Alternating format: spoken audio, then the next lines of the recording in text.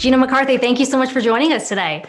You've got a busy week ahead of you, a two-day climate leaders summit, although virtually. 40 leaders gathered here. What are you hoping to accomplish in these 2 days? Well, first of all, thanks for having me here, and happy Earth Week. I think if folks recall, President Biden, his first day, actually rejoined the Paris Accord. And so that means we're back in the international arena, wanting to make sure we work as a world to address the challenge of climate change. And the Leaders Summit is really an outgrowth of that commitment. It's basically bringing the world together. We want the president to be able to announce what we call a nationally determined contribution, which is how much the U.S. expects to achieve in terms of greenhouse gas reductions by 2030.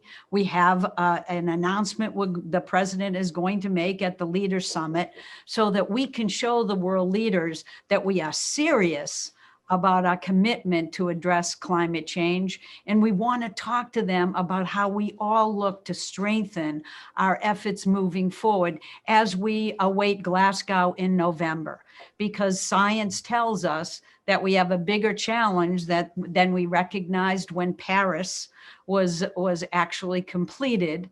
And we have to start looking at how we move forward, not just as countries, separate countries, but as the world, to address the challenge of climate change. We've heard the president say that the U.S. is back in the game in this conversation, but you've got a lot of skeptics outside of the U.S. who question how serious the U.S. is in its commitment to cutting greenhouse gas emissions, especially after the last 4 years.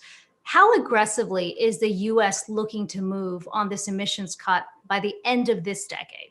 We do know that this decade is going to be pivotal for the world to actually make the kind of commitment that the science is telling us is necessary.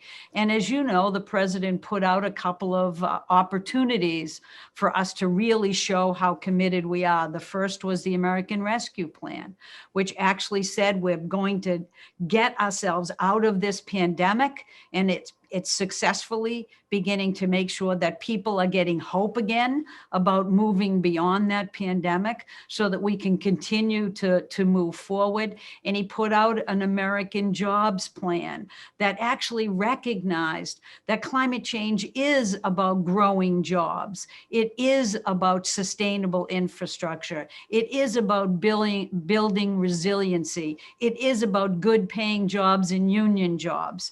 There is no reason to dissect our need to grow out of this pandemic and to grow jobs of the future from the challenge of climate change. In fact, they're one and the same, as is the challenge of equity. We have to make sure that every community and every worker is invested in and we move forward. Because when President Biden hears the word climate, he thinks jobs. And when he hears jobs, he thinks climate change, because clean energy is our future. This is not about sacrificing for the planet. This is about delivering ourselves and our kids a future that is filled with opportunity, a future that's going to be safer and more sustainable and equitable. Let's talk about one of those key initiatives in the infrastructure bill you just alluded to, establishing a clean electricity standard with the goal of making electricity carbon-free by 2035. What's the energy mix that gets you there?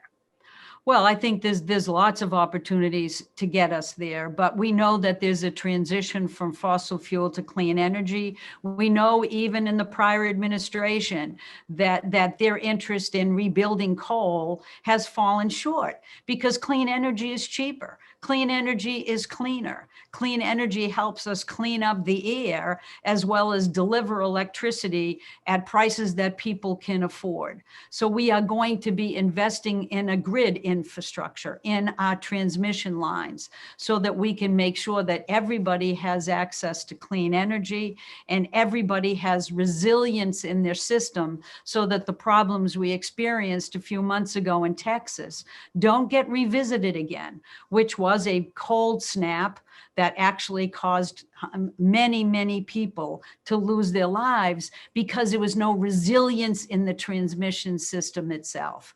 So we think there's every opportunity to actually look at a variety of ways of moving forward with clean energy, but also to look at carbon capture and sequestration so that we can make the technologies available to every utility as we move forward. We're looking at nuclear as being part of the mix. The president's interest isn't in taking technology solutions off the table. It's actually investing in technology solutions as we move forward. So when you look at that goal, it sounds like you still see a role for fossil fuels, but offsetting that with carbon capture. We do see that the transition is going to take some time. So there is no question that we need to look at carbon capture and sequestration. But we also know that clean energy is winning in the marketplace, and we're going to continue to advance all those opportunities. The president doesn't want to take things off the table. He wants to invest in what's available today, recognizing that the future will be won by the country that gets to the finish line on clean energy first. And he certainly wants the United States to be that country. The president has packaged this infrastructure bill as a jobs act aimed at investing in the green economy. But there's a lot of communities across the country that hear green economy and see job losses. How do you keep people in their jobs while also transitioning into this new economy that some would argue is still in the very early stages? Well, I don't know whether I would argue that this is in the early stages, because clean energy is quite considerable in every region of the country now in terms of its visibility and its competitiveness. But you're right, there are skeptics. But President Biden is basically a jobs and union guy, and he's also a person who cares about fairness and equity. So he's not just looking at the communities that have been left behind that need benefits. He's also recognizing with his eyes wide open that there has already been a transition. We're looking at areas of our country that have been disinvested in because, for example, in coal country, where coal has become less competitive and those jobs have shrunk. And so the idea is not to deny it, but to embrace that challenge and begin to invest in it. So part of his American Jobs Plan and work we're doing is to develop a strategy that reinvests in those communities. We've already identified $260 million in investments in communities in coal country to put people back to work in their communities with their existing skill set, to start closing those old coal mines that have been abandoned and oil and gas well infrastructure that is spewing methane out, because it's a double win. It puts them back to work, making the kind of living with the kind of training they already have. Plus, we're going to actually address the methane emissions that are so dangerous to climate change. But it also has a lot of opportunity in the American Jobs Plan for training opportunities, for apprenticeships, working with our unions to start with that transition. So we're not going to go into this by denying that there is a transition that's been happening and will continue to happen. But we need to just go into that recognizing that investments to those communities means that we're dealing with this challenge in a proactive and aggressive way. And so we shouldn't have to leave anybody behind. The United States has to be smarter and more creative than that. And so we're doing that, and we'd have a plan for it, and we're going to move that forward. That pause that you've put in place to issue any new oil and gas leasing on federal lands, how long do you expect that review to take? What does that timeline look like right now?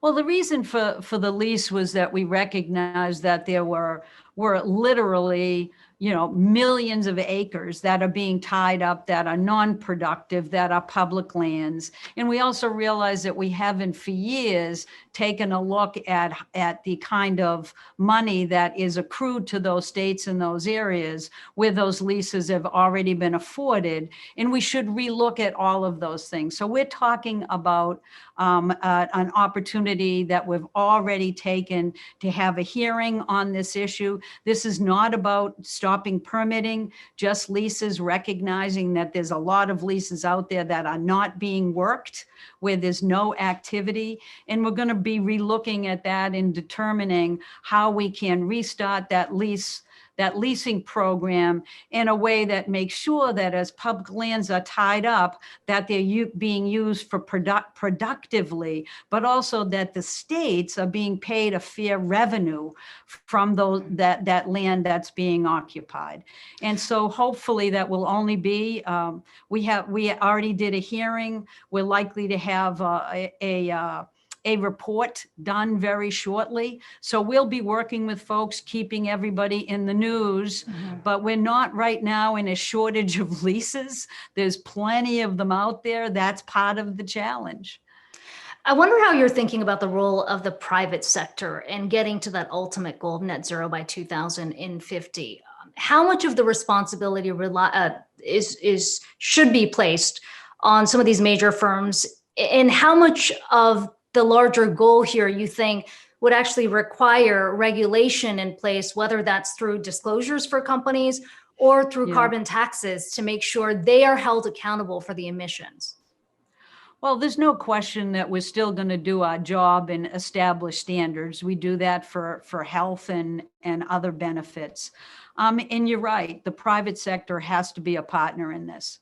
And they have to be able to account for how they invest their money. If it's yours, you'd want it. If it's mine, I want to know that as well. So we're looking at working with the private sector, not just in the financial risk area, but we're also looking at them so that as the president and as Congress sends signals about where we think the United States needs to head and how we're going to address the challenge of climate change and where we see the opportunities for job growth, we expect the private sector to respond to that. We generally see that when government leads, the private sector will take cognizance of that and move, and we expect that the private sector will become a partner in many of these efforts. If not, then you know that we're going to take other actions to make sure that we get where we need to go. Let's talk about the competition with China. On the one hand, you've got the president saying we really want to build out the renewable energy in the US, build out the grid.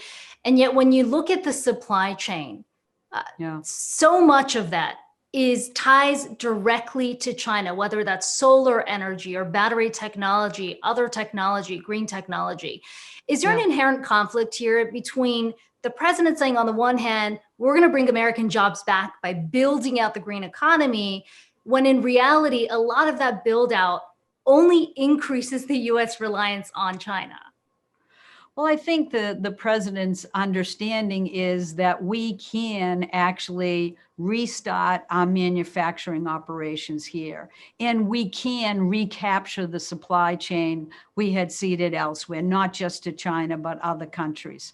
So as he sees it, we can use this as an opportunity to not just rekindle our manufacturing, but to do things like in the electric vehicle infrastructure.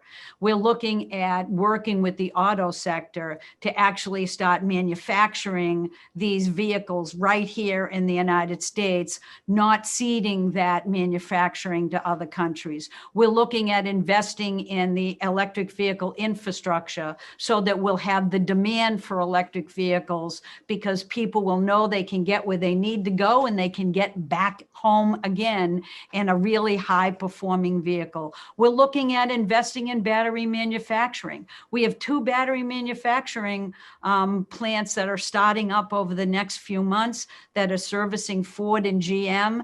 Together, that's going to be a magnificent signal that right here in the United States, we're going to start manufacturing the supply chain and grabbing that back. And lastly, we've identified a number of states where lithium is available for mining operations, and that's going to be a key for our ability to grab back the battery manufacturing that's necessary not just for electric vehicles, but to grow our battery storage opportunities along transmission lines.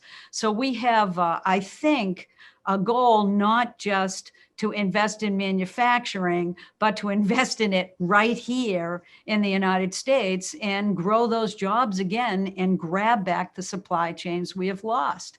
These are really wonderful job opportunities. Many of them are already union. We want more because we want people to grow in the middle class again and to recognize that they have every opportunity, certainly that my family had, to actually make sure that we have a home we can live in, opportunities for home ownership, putting food on your family's tables.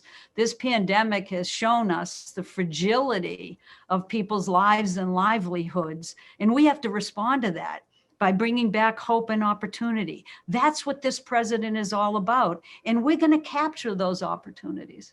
Gina McCarthy, White House National Climate Advisor, thanks so much for your time today. It was great to be here. Thanks for inviting me.